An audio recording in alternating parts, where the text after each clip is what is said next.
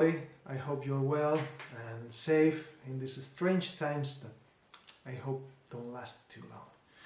My name is Ruben Bada and I come from Asturias on the northern coast of Spain. I play fiddle and I play also guitar and bouzouki.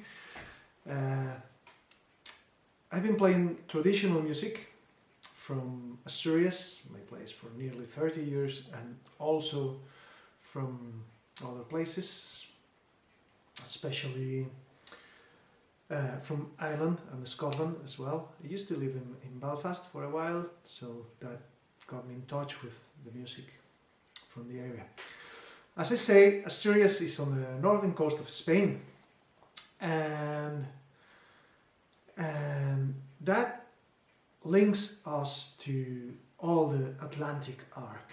And historically, Asturias is recognized as one of the Celtic countries. Okay, and even though we speak a Latin language now, which is the Asturian, it's a different language from Spanish. It's a Latin language, as could be Italian or French or Galician or Portuguese. That's what we speak now, but 2,000 years ago, a Q, I think it's called Q Celtic language, was spoken here. Apparently the Q Celtic language is the great-great-great-grandfather or grandmother of Gaelic, as opposed to the P Celtic, which would be Breton or Welsh. That's funny, because you'd expect that being on the continent with the Breton or ancient Welsh would have been spoken here, but apparently the Celtic language is spoken in Galicia, and Asturias was and some other places of the Iberian Peninsula was a Q Celtic, like a Gaelic. So for some reason we always felt that link with that culture. Actually, culturally, we have loads of things in common. We share loads of day-to-day, beliefs or superstitions or histories or legends. Actually, the area I come from, there's loads of references to the god Luck. There's lots of places called like Lugo or Lugones, or actually the tribe that inhabited this area was called the Lugones, which were the worshippers of Lug. Anyway, I'm gonna talk about music now. I'm gonna teach you a muñeira, an Asturian muñeira. Everybody, most of the time, links links muñeiras with Galicia, and that's not wrong. They actually very popular there. But in Asturias we have the same rhythm, and in the west part of Asturias the dances are kind of similar as well, but in the central part of Asturias, which is where this tune I'm going to teach you comes from, the dance is different. So it's called muñeira, but I think it's more to do with the melodic structure of the music, or the rhythm, which is a 6/8 rhythm, kind of a jig or slide. It has more to do with the music than it has to do with the dance. So this would be called a muñeira del centro, but I reckon that's a new name. It's a modern name. It used to be called Marushina or Molinera or some other names. But anyway, it's a lovely tune. It's a bagpipe tune that I've learned from a recording of a bagpiper called Gumersindo from Soto el Barco, which is a town on the northern coast, central area, starting to be on the west, between the towns of Avilés and Cuideiro, if you look in the map.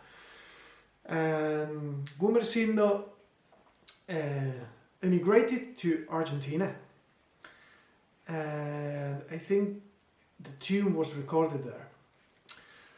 Anyway, it's a lovely 4-part tune.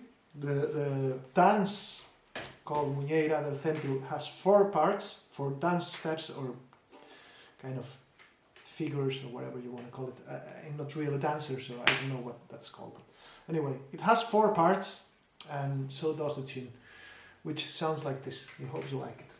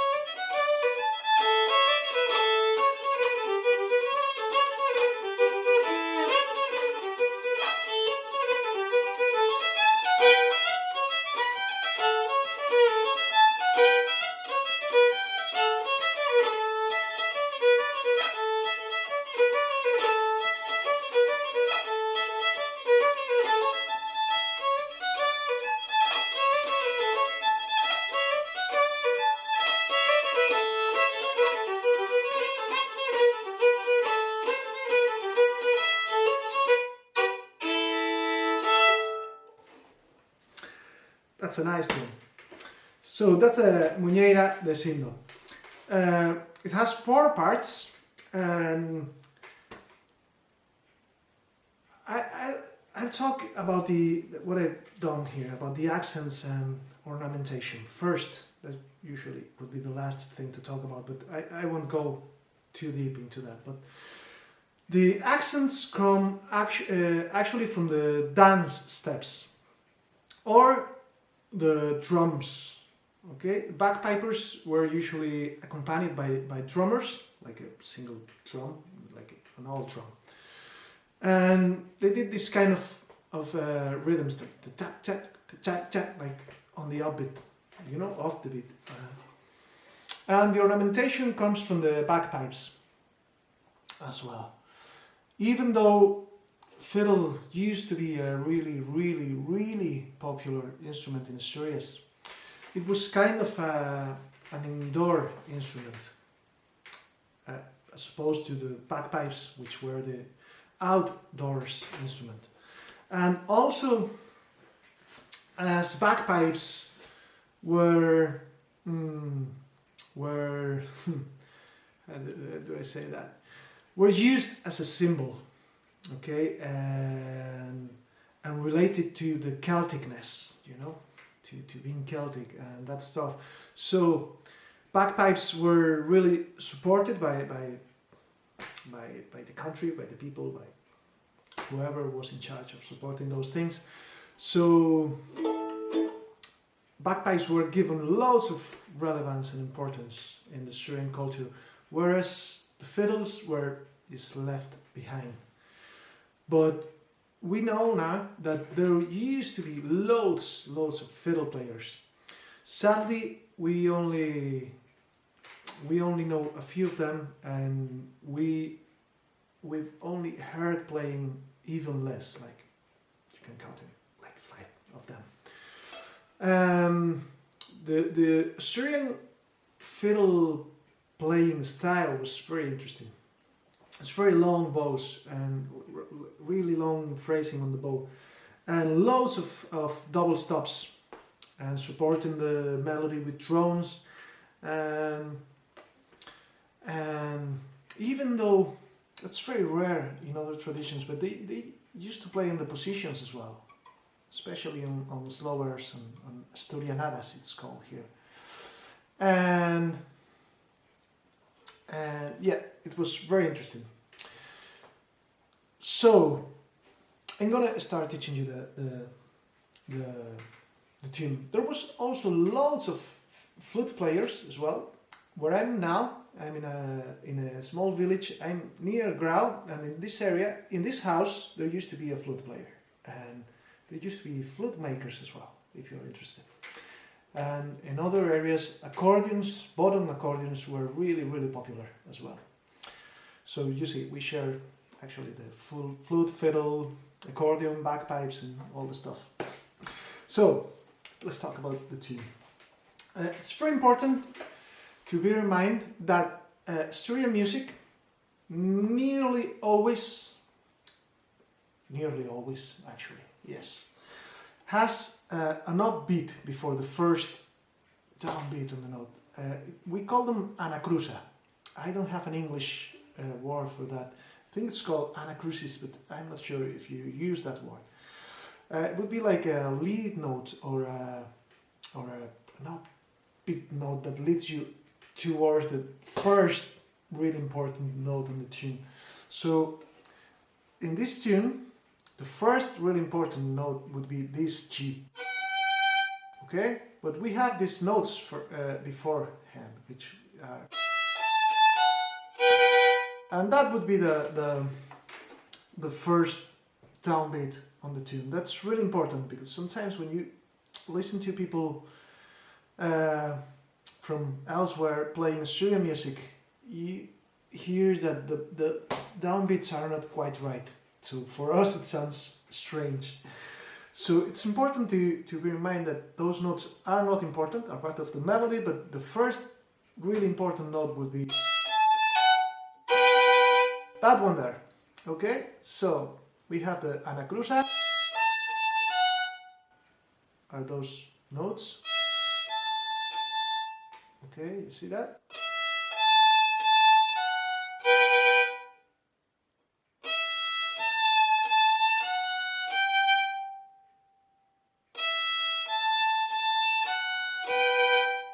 And then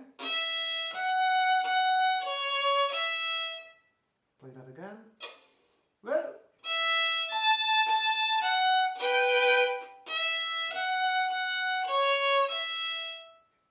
you have it.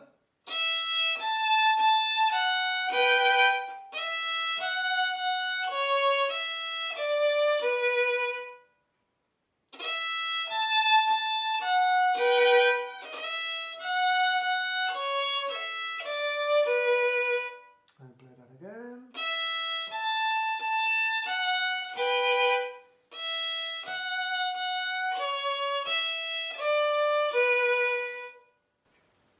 Okay, so that would be the first half of the first part. Remember?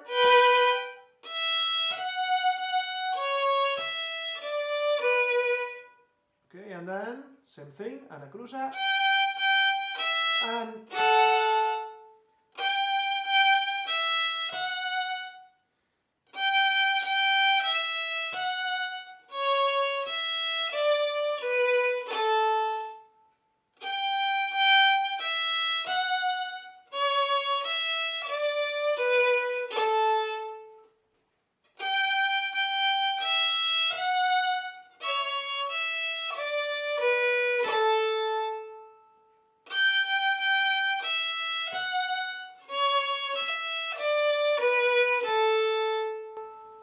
okay, so the whole part would sound like this.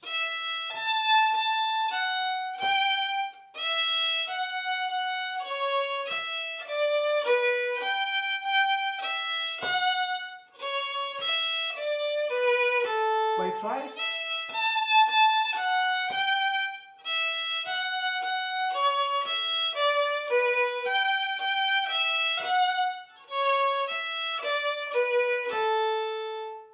Okay, you may have noticed that I play this wee ornamentation, this wee cut on the lowest note of the scale, which in this case is the A. That's very typical from that comes from the bagpipes, okay? And it's very typical when they just finish a phrase on the bottom note of the scale, they use that ornamentation there. They do it from below the note, that would be the bottom note, they have one note, same as the Scottish bagpipes, I think. So they use that. We cannot do that on the fiddle. You may do it on the flute, but not on the fiddle. And what I do when I translate these tunes to the fiddle is I use this cut with this finger, with the third finger on the D. If you want to sound your music like Asturian, that's a very useful ornamentation, okay? Because it does really make a difference on the style.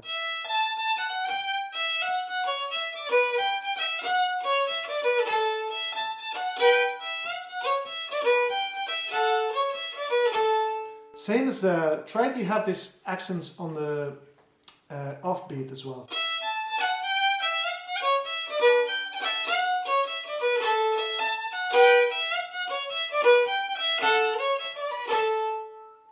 Okay, that goes with the dance. I know it might sound a bit strange to you, but try.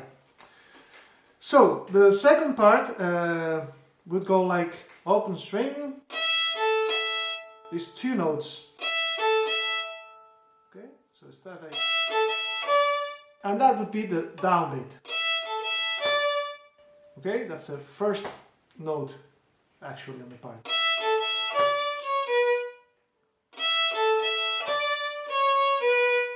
Okay, you play that twice. Play that again.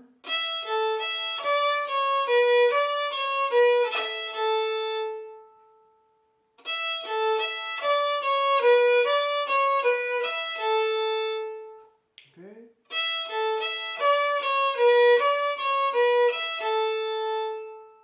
It's very important on the last to this different time.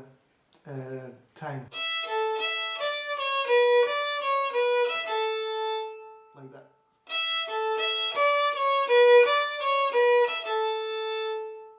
Okay. That would be the first half of the part, and the second half would be like same thing, but we finish on that bottom note with the weak cut we do there.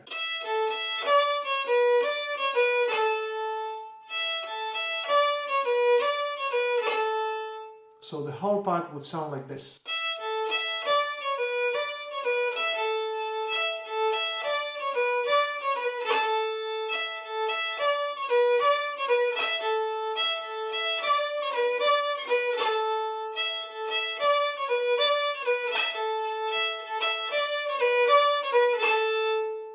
Okay, it's very important that all the notes, same as in other traditional music from the area, that the notes are not the same. Okay, they are not the same length.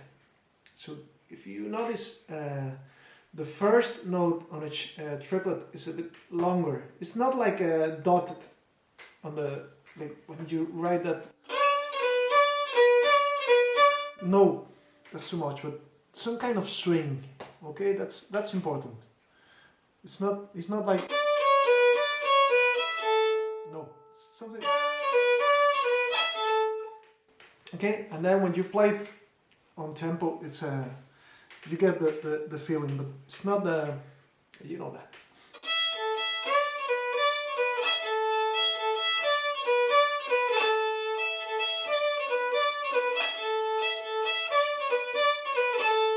That would be the second part, and then the third part would go like a. Okay.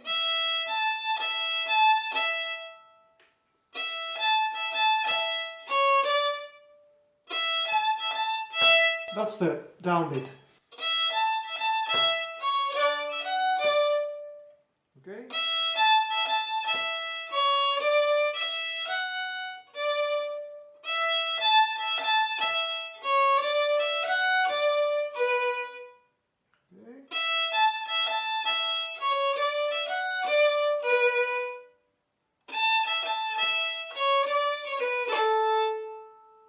Okay.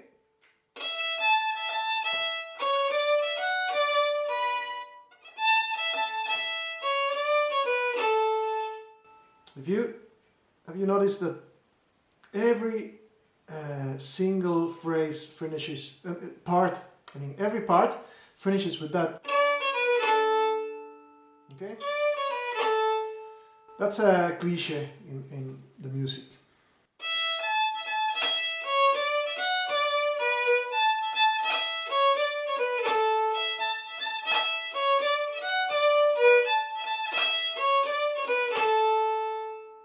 And then the fourth part would go like a stars and fifth note.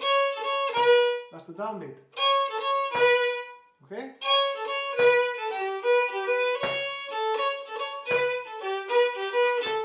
So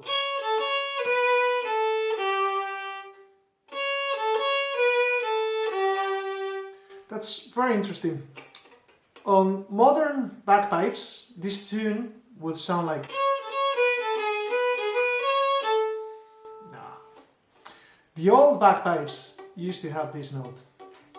Okay, like I think the Scottish bagpipes is the same. It's a lot nicer. But for some reason that changed during the second half of the 20th century. Anyway,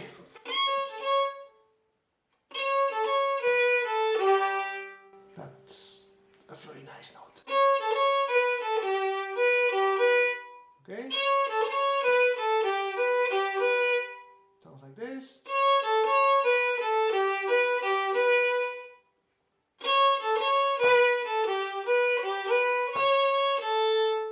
Okay, again.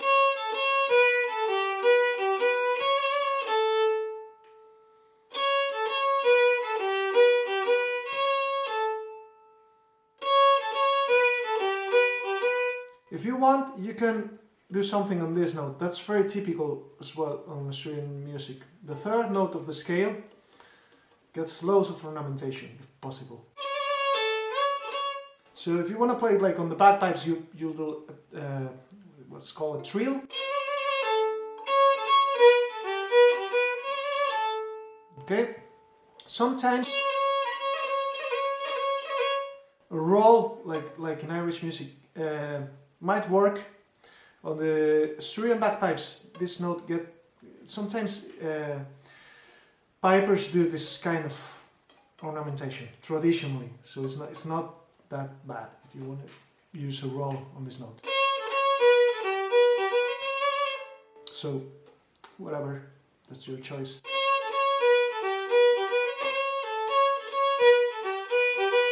And then back to the A.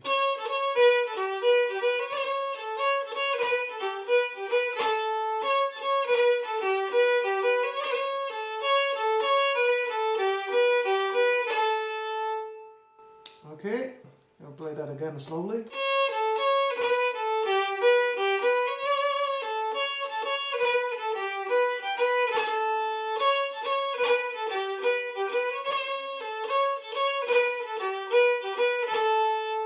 And the whole tune will sound like this.